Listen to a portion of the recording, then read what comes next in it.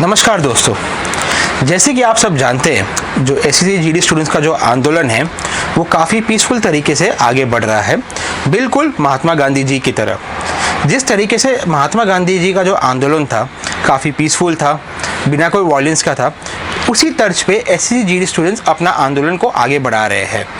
है ना कमाल की बात इनकी। लेकिन मैं आपको एक बात बताना चाहता हूँ, मुझे कुछ कल कमेंट्स आए थे मेरे कल के वीडियो पे, जिस पे मुझे हमें न्यूज़ फॉर भारत को थैंक्स कह रहे हैं कि उनकी आवाज़ उठाने के लिए। तो मैं आप सभी से एक बात कहना चाहता हूँ कि आपकी जो आवाज़ में हम उठा रहे हैं, ये मैंने आपको कल भी बताया था और आज भी बता रहा हूँ कि हमने आपसे एक वादा किया हुआ है। जब तक एसएससी जीडी स्टूडेंट्स को, आप लोगों को न्याय नहीं मिल जाता, आपकी जॉइनिंग लेटर आपके हाथों में नहीं पहुंचता, तब तक हम आपकी आवाज़ जो है वो उठाते रहेंगे, सरकार के तक आपकी आवाज़ पहुंचाते रहेंगे, ताकि आपका जो आंदोलन जो है, जो लॉकडाउन के कारण आप लोग को अपने घर जाना पड़ा, आपका आंदोलन, आपकी आवाज़ जो है वो दब ना जावे। इसलिए हम आपके साथ हमेशा आपके खड़े रहेंगे। तो इस बात के लिए मैं आपसे विनती करता हूं कि आप हमें थैंक्स ना कहें, ये हमारा फ़र्ज़ है। लेकिन मैं आपको एक बात कहना चाहता हूं। मुझे कल कुछ कमेंट्स आए थे ऐसे, जिसको देखकर मैं काफ़ी हैरान हो चुका हूं। उसमें उन्होंने साफ साफ कहा है कि सर, हम इंतज़ार कर कर के थक चुके हैं और हम अभी गलत रास्ते की तरफ बढ़ रहे हैं, और कुछ लोग तो बढ़ चुके हैं। मैं उन सभी से एक चीज़ कहना चाहता हूँ कि भाई, सरकार अगर गलत आपके साथ कर रही है तो इसका मतलब ये तो नहीं है कि आप भी गलत रास्ते पर चलो।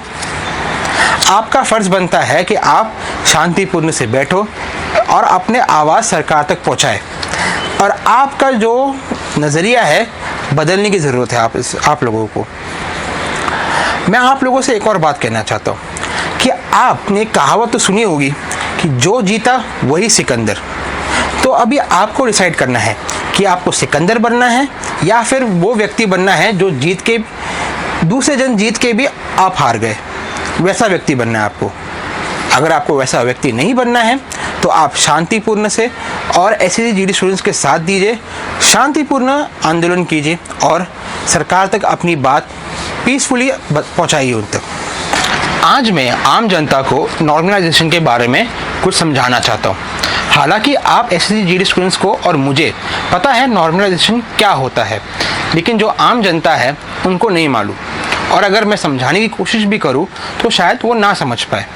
लेकिन इस वीडियो को देखने के बाद आपको ज़रूर पता चल जाएगा कि नॉर्मलाइजेशन क्या होता है और एसएससी जीडी स्टूडेंट्स जो है वो किन तकलीफ़ों से गुजर के यहाँ तक पहुँचे हैं अपने आंदोलन तक। और ये जो वीडियो है वो थोड़ा पुराना है, हालांकि पुरानी हमारा ही वीडियो है, क्योंकि हमने काफ़ी संभाल के रखा हुआ था ये वीडियो हमारे चैनल पे। वो इस वीडियो में आपको दिखाना चाहता हूँ, कि बताना चाहता हूँ आपको, और इस वीडियो को देखने के बाद आपको समझ में आएगा कि नॉर्मलाइजेशन क्या होता है और कैसे होता है। इन एसएससी जीडी स्टूडेंट से आप सभी को सीखना है। और मैं माननीय गृह मंत्री जी से एक निवेदन करना चाहता हूँ या रिक्वेस्ट करना चाहता हूँ कि इन एसएससी जीडी स्टूडेंट्स जो कि ऑल मेडिकल फिट कैंडिडेट्स है 2018 बैच के, उन सभी को जॉइनिंग लेटर दी जाए और इस देश की सेवा पे वो लगे। आइए देखते हैं वो वीडियो और आप समझ सकते हैं मैं क्या कहना चाहता हूँ। महाराष्ट्र से एसएससी ने नॉर्मलाइजेशन का बहाना देते हुए यहाँ पे बहुत बड़ी धांधली की है। उन्होंने क्या धांधली की है? कैसा है मैडम, एसएससी वाले ही सिलेबस डिक्लेयर करते हैं और वही पेपर निकालते। फिर उन्होंने क्या कहा कि जो भी कुछ बंदे को जो पेपर गया है वो हार्डली गया और कुछ बंदे को इजीली पेपर गया, इस माध्यम से का सहारा लेते हुए उन्होंने नॉर्मलाइजेशन किया। और उसमें उन्होंने क्या किया, जिस बंदे को पेपर हार्ड गया उसके मार्क बढ़ा दिए और जिस बंदे को पेपर इजी गए उसके मार्क कम कर दिए। ये बहाना बताते हुए उन्होंने नॉर्मलाइजेशन किया, और वो उन्हें नॉर्मलाइजेशन एक बार नहीं 3 बार किया है। इससे क्या हुआ मैडम, अगर हम मेहनत कर हमने पढ़ाई किया, मेहनत की, हमने 70 मार्क लिए, फिर उनका क्या कहना है कि तुम्हें क्या पेपर हार्डली गया, तुम्हें नॉर्मल इजीली गया, इसलिए हमारे मार्क कम कर दिए गए। और जिस अच्छा, आपका भी? मेरा भी नंबर डिक्रीज हुआ है। मेरा 51 था, after decrease it was 48.69। How much you got? कितना मिला आपको? 51 से 48 हो गया मैडम। 48 हो गया। इसके कारण से आज मेरा नौकरी नहीं हुआ है सर। वेस्ट बंगाल में 49 कट ऑफ गया है। ओह, 49 कट है। मेरा भी यही मानना है कि ऑल मेडिकल फिट को ज्वाइनिंग दे, क्योंकि हम 4 साल से मेहनत करके यहाँ तक पहुँचे हैं। और लड़कियाँ बेटी पढ़ाओ बेटी बचाओ बोल रहे हैं, नहीं हम पढ़ लिख के क्या कर रहे हैं रास्ते पे? क्या हम पढ़ लिख के क्या पकौड़े बेचे चाय बेचे? हमको शोभा देता है ये? अगर समाज देखता है तो ये बोलता है कि समाज देखता है हमें ऐसा कुछ करते हो तो बोलते हैं पढ़ना मत, क्योंकि पढ़ने से यही पकोड़े बेचना है चाय बेचना है, ऐसा बोलता है। और वेटिंग लिस्ट क्यों नहीं लगती है बताऊं पहले। स्टेट में लगती है, पुलिस की जगह पर अगर कोई जाता नहीं है वहाँ पे तो वेटिंग लिस्ट लगती है, सिर्फ सेंटर में नहीं लगती। क्यों नहीं लगती? सिस्टम के हाथ में ये सब कुछ, सब अमित शाह के हाथ में। तो अमित शाह ने जो भी तैयार किया है सिस्टम वो एकदम गलत है, हम इसके खिलाफ है। हमें इसकी प्रोटेस्ट के लिए आए थे, लेकिन पुलिस वाले प्रोटेस्ट करने नहीं दे रहे, बोल रहे हम रोड पर बैठ रहे हैं तो बोल रहे अनलीगल है, बोलते 144 धारा लगी है आप पे, तो ऐसी बात करते हैं। तो ये एक सरासर गलत है, क्योंकि संविधान में लिखा है कि हमें प्रोटेस्ट करने का हक है, लेकिन फिर भी हमें वो हक नहीं मिल रहा है। बार बार बोलते हैं कि आप हटो यहाँ पे, आप स्टूडेंट हो, हमें डराया जाता है कि लाठीचार्ज करेंगे, मारेंगे पीटेंगे, बोलते हैं कि आपको अंदर करेंगे, ऐसा डराया जाता है, हमें प्रोटेस्ट करने नहीं देती। जी बिल्कुल है, लेकिन वहाँ पे सरकार जो कहती है वैसा करती नहीं है। कहने और करने में बहुत फ़र्क होता। अगर सरकार करती तो आज हम रोड पे 1.5 महीने से नहीं घूमते।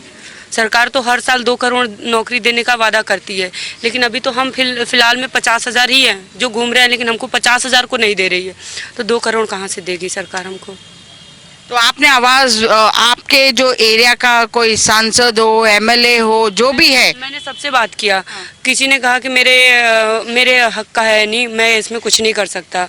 उनका पीए बोलता है कि इसमें क्या करना है, तुम लोग लीगल तरीके से काम कर रहे हो, ये गलत है। तुम लोग इलीगल? हाँ, तुम लोग ऐसा सोच रहे हो कि हम फाइनली फिट हैं लेकिन नौकरी नहीं मिली, तो जब सीट नहीं है तो कहाँ से मिलेगी? तुम लोग ज़बरदस्ती कर रहे हो सरकार के साथ में ऐसा।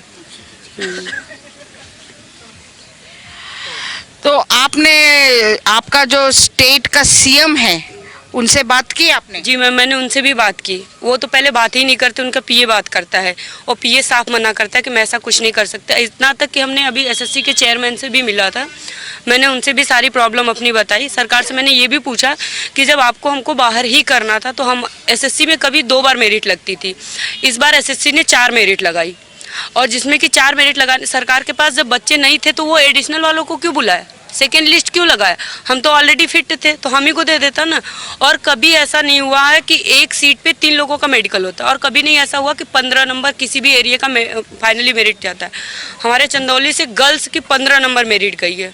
अब हम कितना पढ़े? सरकार से बोले, चेयरमैन से, तो वो बोल रहा है ये तुम्हारी गलती है, तुम लोग इतना पढ़ते हो कि मेरिट इतनी हाई जाती है, मैं इसमें कुछ नहीं कर सकता। मतलब वो चाहते हैं कि आप पढ़ो मत? हाँ, वो बोलते, अभी हम लोग मिले थे तो वो ऐसा बोल रहा था कि मेरे हाथ में कुछ नहीं है, ऊपर से जैसा आदेश आता है सीट बढ़ा दो सीट घटा दो मैं कर देता हूँ। जबकि अगले साल भी यही हुआ था, 2015 में भी 64,000 सीट थी, जिसमें कि सिर्फ 57,000 को ही फिलअप किया गया था, बाकी सीटें खाली कर गई थी। और इस बार भी वही हो रहा है, बोल रहा है कि जो सीटें खाली है मैं उसे नहीं ऐड कर सकता, मैं उसे न्यू भर्ती, अभी 25 मार्च को न्यू भर्ती आ रही है, उसमें ऐड करने को बोल रहा है।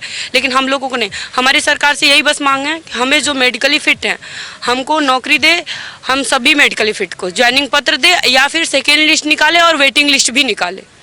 सरकार से यही है। हमारी भर्ती में टोटल धांधली हुई है, सीटें बेची गई है, मेहनत करने वाले बच्चे आपको कैसा मालूम है? मैम एक बात है ना, अब तक जीडी की जितनी भी भर्तियां हुई है फाइनल मेरिट लिस्ट में मैम मार्क्स के साथ अपने जो रहता है नाम रहता है मैम, पोस्ट रहती है, उसके नाम जितने मार्क्स होते हैं वो रहता है। इस बार मैम इन्होंने नंबर दिए ही नहीं है, मतलब सीटें बेची गई है मैम, सीधी बात है। हमें भी, हम स्टूडेंट हैं, हमने भी पूरे मतलब जांच की, मतलब हमें भी पता है मैम कि भर्ती कैसी होती है।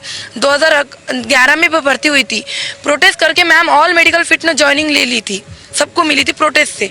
अब की सरकार बोलती है कि प्रोटेस्ट करना इलीगल है। नहीं, वो कहती है कि वो पहले की सरकार थी, अब सरकार दूसरी हो चुकी है।